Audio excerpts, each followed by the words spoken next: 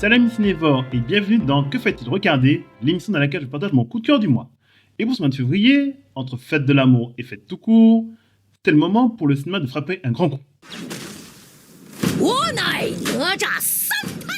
Et ouais, ce n'est pas le Captain America vs Sam Wilson qui a marqué l'histoire, Vous n'êtes pas Steve Rogers. mais Nisa, trublion issu de la mythologie chinoise, avec son film Nisa 2, qui a eu le record du film d'animation le plus rentable de tous les temps, grâce à l'ex-empire du milieu.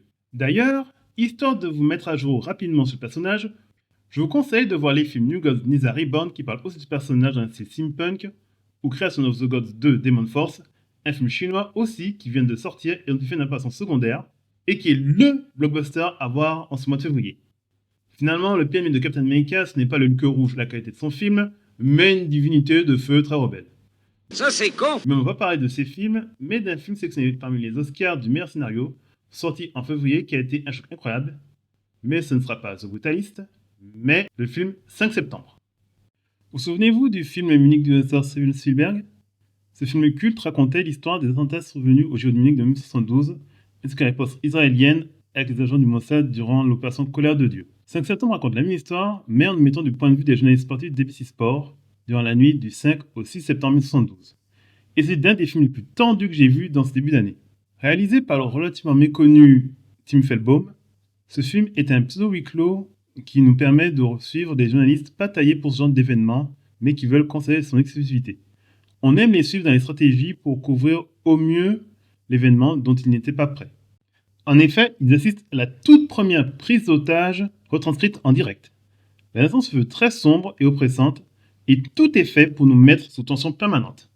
La photographie, le rythme des caméras, mais aussi le jeu des comédiens nous met facilement à la place des personnages, ne sachant que faire dans cette situation, mais disant conserver la primeur de l'exclusivité. Surtout que nous avons affaire à des journalistes issus de pays différents grâce à la présence de l'assistant français Jack Lesgar, joué par Zinedine Soilem, oui, l'acteur qu'on voit souvent dans les comédies avec Daniel Moon. Expliquez-moi pourquoi ça pend là partout. Qu'est-ce qui pend là partout? Mais là, les câbles là partout là. Et de la journaliste allemande Marianne Gebhardt, jouée par l'héroïne du film La salle des profs, Léonie Benet, qui ont un point de vue différent et le poids de l'héritage de la Seconde Guerre mondiale. En parlant de casting, il est classe notamment de voir John Magaro, qui porte plus le film que Peter Sarsgaard, qui joue le journaliste-producteur Ron Harley. Les deux forment un bon trio avec Ben Chaplin, et on croit en leur différence de point de vue. Tout le groupe travaille dans une nuit tragique et on les suit bien durant l'événement qui marque tristement les Jeux Olympiques. Un film vraiment en circonstance en raison des tensions actuelles. Bref, si vous n'avez pas déjà vu, je vous recommande ce film qui risque d'être éclipsé par d'autres films bien plus attendus.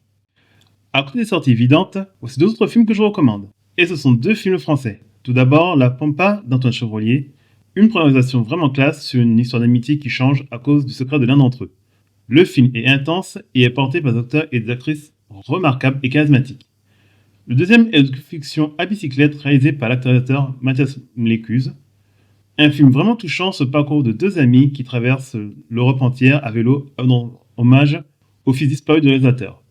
Un road movie très intéressant qui a ses moments de flottement, mais que je vous recommande autant qu'un autre film dont j'aurais pu aussi faire une vidéo entière. Et donc tu m'as laissé dormir. Ah, t'avais l'air de dormir tellement bien. Putain, on fait un voyage de groupe avec des gens. J'ai pas eu le cœur de te réveiller. Un petit mot sur l'aura des cérémonies qu'on a eues ces derniers temps. Je ne parlais pas d'Emile Pérez, que j'en ai parlé plusieurs fois au cours de mes vidéos, et je suis content qu'il ait eu le César du meilleur film. Mais un aura mérite quand je m'y attarde. Je le trouve bon dans le ton du cinéaste Sean Baker, mais beaucoup plus académique et malheureusement très prévisible dans son écriture. Beaucoup ont loué le côté sombre des temps modernes, tragique, et c'est vrai que de ce point de vue-là, le film marche. Cela dit, il n'a que ça pour lui. En comparaison, son précédent film, Red Rocket, était bien plus imprévisible, satirique et incisif. Là où Anora reste très dans les clous. Bref, une palme et un Oscar dans la moyenne d'une sélection bien plus intéressante. Cela dit, le film est récompensé, mais la récompense reste toujours la pénalité dans le temps. Chose que va devoir apprendre le personnage d'un des films plus attendus de mars.